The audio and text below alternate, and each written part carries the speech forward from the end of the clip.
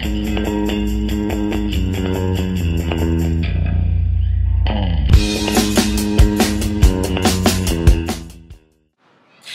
guys, Steph Davis here from flipthiswholesaler.net, where I teach you to make more money, flip more houses, and kick more ass. I'm here today after a little bit of a sabbatical. I have a brand new reader mail video and question for you guys. This question comes from Scott in Kansas City, and Scott writes, "Hi Steph, I just started learning about wholesaling and want to get started, but I want to get some things squared away and was wondering if you could help. First off, any pointers on what I should write on my business cards? I have a couple of ideas, but I'm not sure if they are good. Second, I'm trying to come up with a name for my LLC. Any suggestions? I'm in Kansas City, if that makes any difference. Is it a must to have an entity set up before I get started? Thank you, Scott in Kansas City." All right, so we will start out with the first question, which is about business cards and what you should write on them as a wholesaler. My advice is just keep it simple. Write something like "I buy houses cash," name, phone number, email address, or however you want them to contact you.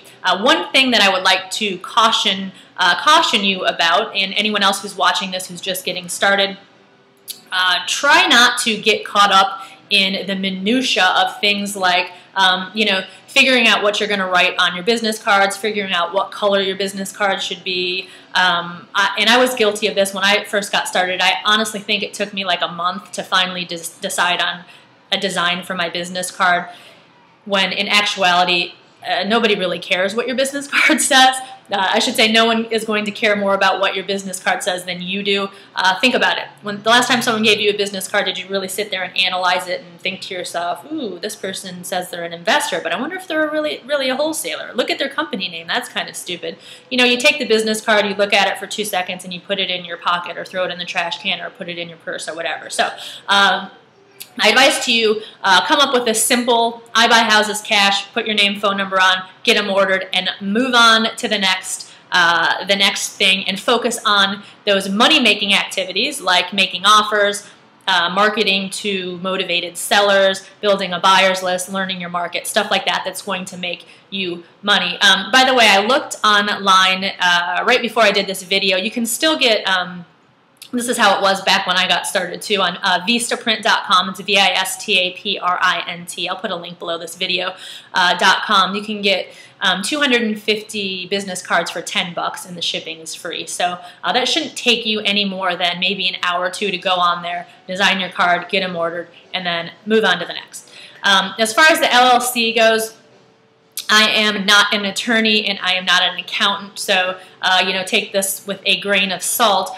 The advice that I give people who are just getting started is to wait until they've closed their first deal to set up an entity, or to pay an attorney to, or an accountant to advise them on what type of entity they should set up. Only because I know a ton of people who have spent money talking to attorneys. They have spent money setting up their entity, whether it be an LLC or whatever. They've spent money on business cards and advertising materials, and then they never do a deal.